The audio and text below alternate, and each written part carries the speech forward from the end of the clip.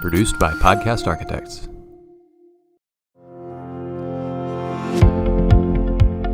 Welcome back to another episode of The Path Forward. As always, I'm your host, Dr. Rick Fernandez, and we talk about education, innovation, and all things serving students.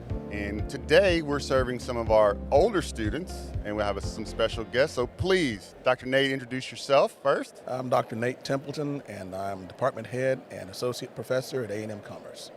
And I'm Dr. Melissa Arambeedi, and I am associate professor and doctoral program coordinator. it feels like I can't get away from the A&M. Everything we've done is A&M affiliated somehow. We've had Javelinas, we've had you guys, we've got obviously our Aggies, so we are well entrenched within the A&M system.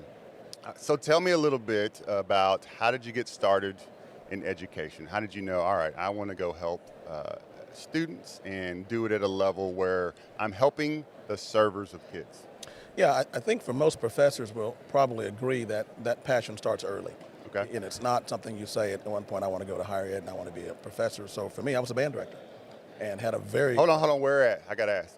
At Timpson Yeah? and Gladewater. Okay. And a little small place called Yes. Trinidad. Yeah. Very cool. Yeah, so I knew early on that I wanted to be a band director. I was a trumpet player, was a good trumpet, good band kid, and a great band director. A guy named Mitchell Smith gave me a baton and an old Arthur Fiedler Boston Pops recording of marches, and I just sort of fell in love with it. You know, and it became part of what I did in high school and in college. And then, once I got my doctorate, I knew that I did not want to be a performer or a professional conductor. Right. And so I went into ed administration. Did my doctorate at Liberty University and just love it. So I wanted an opportunity to share my passion for learning and leading with other people. Are you in the band too? I am not in the band. We could have had But a I little knew quartet. earlier. We could have been getting after it. Yeah, that Okay. would not be pretty. You got to have rhythm to get in the band. Stop it. But I too knew early on that I wanted to do something with kids. And what better than to get into the field of education? So I came up through the ranks, started as a classroom teacher, and loved it, but knew that I wanted to do more, and eventually moved into campus administration and then went to central office administration. Combined, did that for about 15 years, and then thought, okay, now what's next? You had enough. That's what yeah, exactly.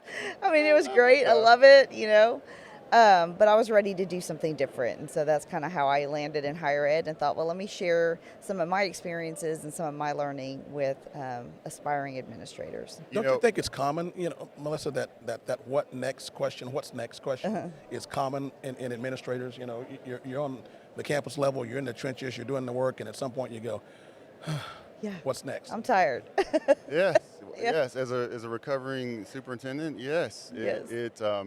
You give a lot of yourself, a lot of your soul. You pour it into the kids and the community and your teachers and your staff, and a lot of times it's the sacrifice of your own family. I got three kids and a wife, and I'm a lot of times serving others, helping kids. Sure. So I understand. Just sometimes you got to take a deep breath. So let's talk a little bit. I love research, and if I weren't an educator, I could do a lot more of it and spend some time writing. And I found that love at Sam Houston State in my doctoral program. What is it that you're doing at A&M Commerce that you feel like is great for our next generation of leaders? Well, we're student-centric for one, and we're all practitioners. And so I know in my class, and Melissa will speak to this as well, I prepare leaders as if they're going to work in my kid's school. Do I want... Say that again, because that is something I have not heard from a higher ed. I prepare leaders as if they're going to be the leadership of my kid's schools. They're going to be the principal, the superintendent in my kid's school. And so it's a personal connection. What do they need to know beyond the textbook? How do they lead in a way that not only captures what's best for kids, but also makes a community collaborative environment out of it? And as superintendent, that community is important. Sure. And how you lead that community, whether it's in the school or outside the school, that's an important part of what we do. And so for me personally, my research areas are in brown boys, black boys, achievement gaps. Sure. That's a passion. Just as a black male, growing up in East Texas, where we did not have a lot of racial overtones and issues at that time, but we did have the same achievement issues and achievement gaps that are going on now. But I grew up in Kilgore, and it was like, we're going to do the best we can for kids. We're going to take this young man where he is now. We're going to take him as far as we can go and drop him off to what's next. And that has nothing to do with standardized testing. And I know that's the window we're in right now. It has more to do with what's best for young people. And so that same perspective in higher ed, they're not kids, although we're a bit older than a lot of them, but it's the same focus. How do I prepare this young man or this young lady to get out into the world and practice and be not only successful in what they're doing, but to inspire other people to be successful in their craft. And when you can do that from a leadership perspective, that's how you change the culture of a school and make a school a productive and environmental, an exciting place for kids to be.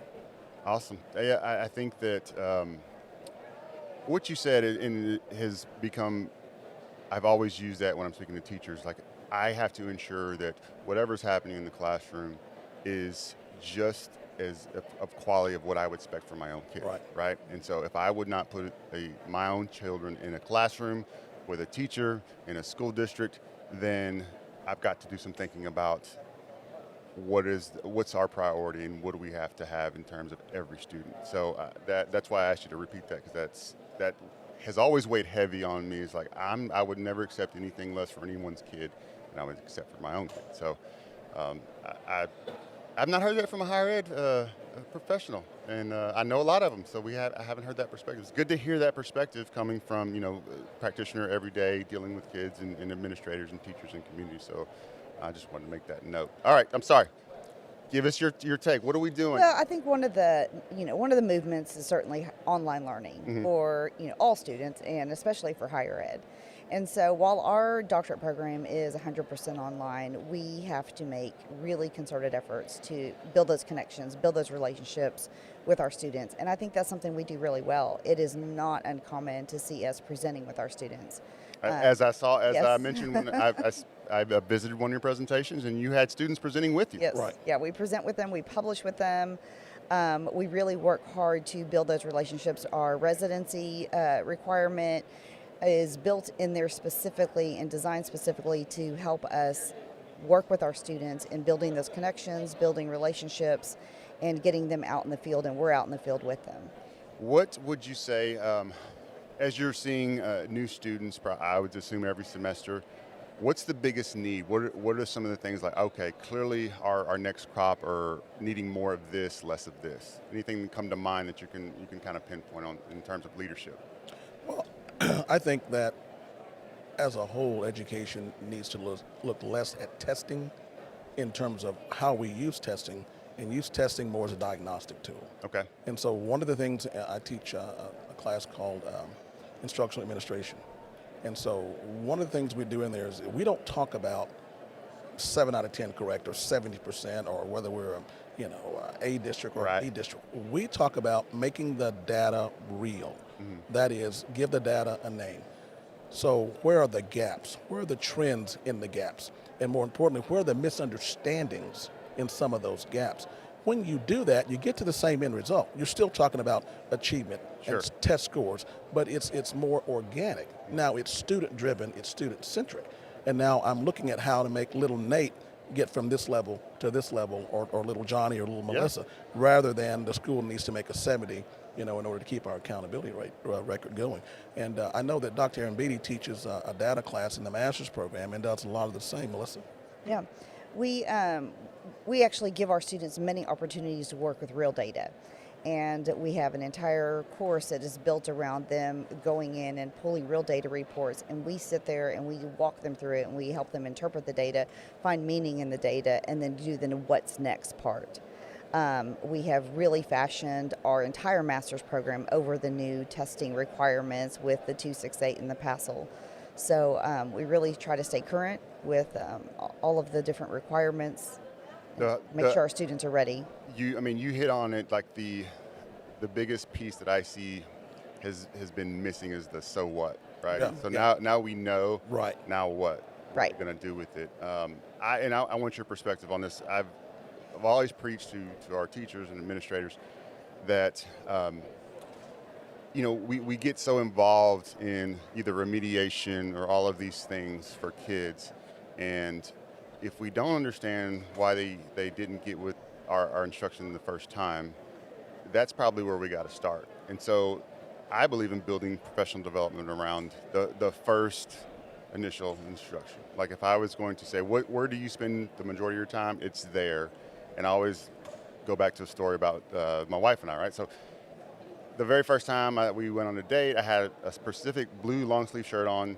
She made a comment about that specific blonde, something to the effect of that blue shirt. It is I don't whatever, you know. It was something, it was complimentary, but the way in which she said it was very specific, and so now I'm going back to that shirt time and time again subconsciously because I heard that was that something that she liked, right? And so that first initial instruction, when we have an opportunity to coach teachers, or when we're in the classroom with them, the specificity of what we give them their first shot, because they're giving us their best on their first shot, right? You're not going to use your head and go, ask my wife on a date and think of my second best, opening line, right? It's always the best one. So when we start looking at remediation, I feel like, oh man, it's kind of, we're dealing with autopsy, and we're trying to figure it out. But if we start with that best initial instruction, and the feedback is very specific on that best instruction, and I think that is a piece that we're kind of missing, because we're just so, like you said, testing and data and remediation and tutorials, which we all need and will never stop. But I think we get that first shot down a little bit better. I think some of those problems, some of those gaps will ease, right? Because we have an opportunity there the first time we have the kids. I think you look at, if you would, from this perspective, every teacher should be on a growth plan. Now, that's the T-test model. If you're a great teacher, how do you become an even greater teacher? Right. And if you're a moderate teacher, how do you become more proficient? That same understanding then should transfer to students. Where Yes. every student is on some sort of plan. You're on a coaching plan. Exactly right. Right. Whether you're, meeting grade level, approaching grade level, or whatever it is. Yeah. How do you take students to the next level? And I think one of the things missing in education right now is the ability of leaders to coach teachers to improve practice. Right. And I know that's one of the focus that we're going to bring into our doctoral program, Dr. Mbidi, when we talk about those coaching models Yes. and bringing in how to become an instructional coach. You want to talk about that a little bit? Yeah, so we always are looking at different innovative ways to make our doctoral program unique and appealing and also practical. And as you know, superintendent certification is part of what a lot of our aspiring administrators are Sure. seeking. And so currently we have our superintendent certification program is built into our doctorate program, so they can actually earn 3 courses towards their doctorate degree while earning their superintendent certification. And so we're looking to expand those opportunities for our students and looking at maybe earning some kind of leadership coaching certification to Right. go along, for those that are already superintendent certified, but they need something different. Yep. And we can build those courses and work and put those towards the credit hours of a doctorate degree. Coaching is the other piece of it on the administrative side, that if I was going to invest all my time and resources, that would be it. I probably differ from a lot of my colleagues in, I hear a lot of the coaching is non-evaluative, it's a relationship. But then I think back to, no, I've never had a coach, basketball, I've never had a coach that didn't evaluate my performance. Right. Because that's exactly what it is. And my coach, so I played basketball at Sam Houston State.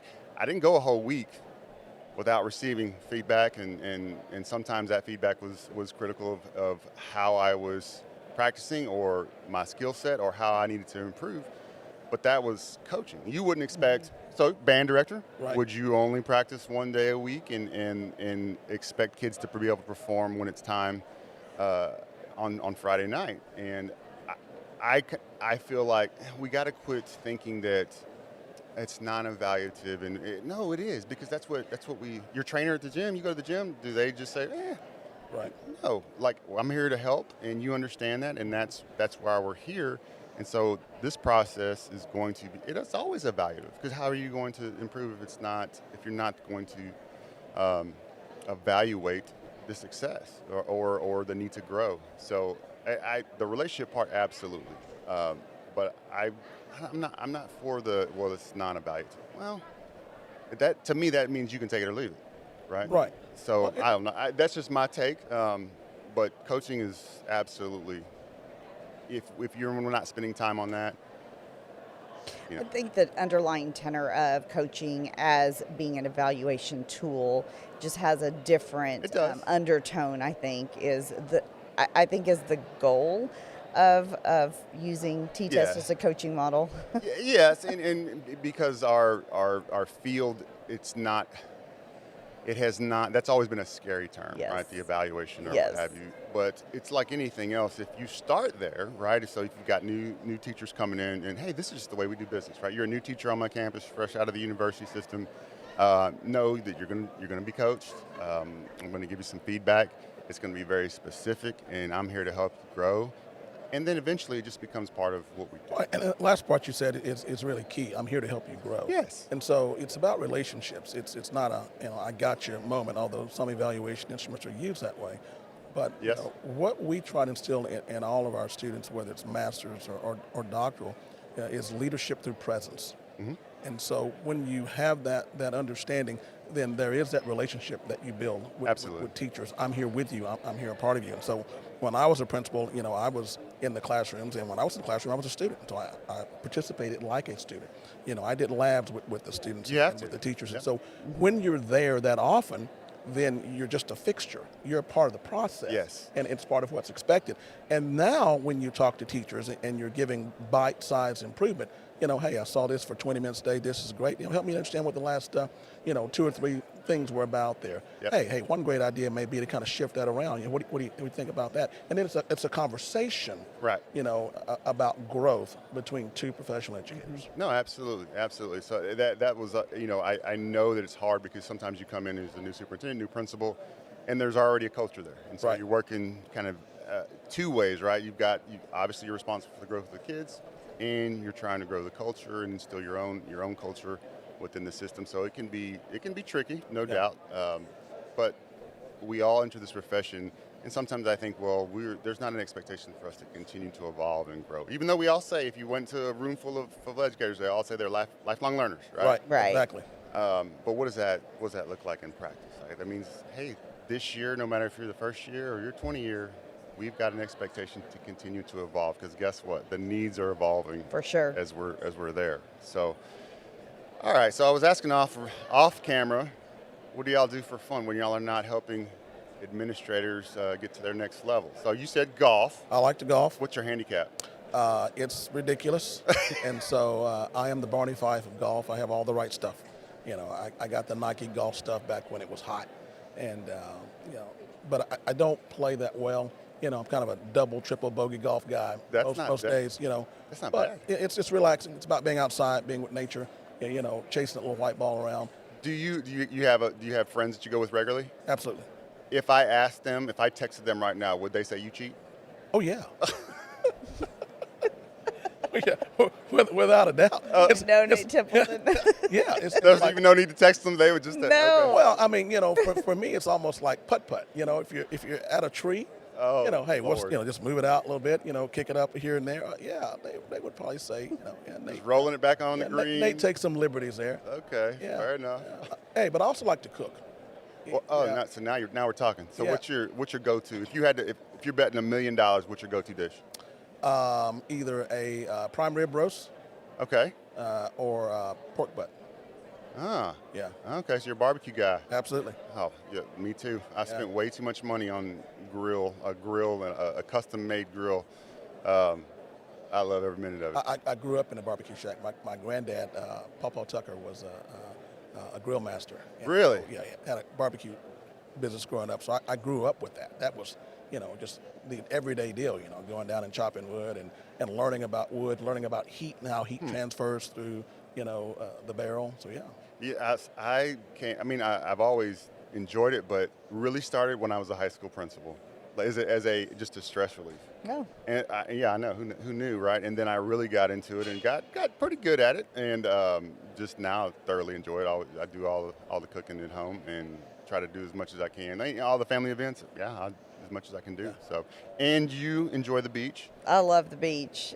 And I do tend to get made fun of as a Latina. I'm not supposed to fry as badly Burns as like I a do. turnip. She burns like a turnip. It's good to But- know that you have colleague support when you you're know. outside of the office. It doesn't keep me from loving it. Does not keep me from loving it. That's hilarious. Yeah, well, one of you cheating in golf, the other one's getting burnt up. Burnt so up. It sounds like a great pair. Well, I want to end with this. Like, I'm really excited that you've got practitioners helping our leaders. That's important, right? That's important. It's important to know that the people that are helping you, supporting you, your growth, have done it, understand what the struggle is, understand where the barriers are for kids, and so I want to commend you for that. And I also want to, advocate. Hey, there are so many great leaders out there. I mean, we need to get y'all's name out, because I get questions all the time about, hey, I need to. Do you think I should get my doctorate? Where should I go? And how does it work best for me? So, is there anything that y'all want to shout out, or how to get in contact with you guys if some of our aspiring administrators are looking to jump into the doctorate work? Oh, absolutely. Please email me, call me, text me, melissa.arambeatty@tamuc.edu. We would love to work with you, and when we say that work with you, we really mean that. We are partnering with our students. Yeah, and you can do tamuc.edu/EDL, and that'll take you to our departmental website, and it's full of information on all the programs that are there. Yeah. I've got a lot of superintendent friends, and it's always great when we offer stuff to our staff. Do y'all have any satellite campuses, or would y'all be interested maybe in having some satellite campuses at certain districts around the state? We have a satellite campus at Dallas, 8750 North Central Expressway, and then we lead through the cohort model. Okay. And so, yeah, it's possible to have a cohort that's where we look at data and solutions specific to your district, specific to your students, and we'll be happy to do that. You can contact Dr. Aaron Beatty for a doctoral cohort, and I can take care of the master's cohorts. Fantastic. So how about this as we sign off?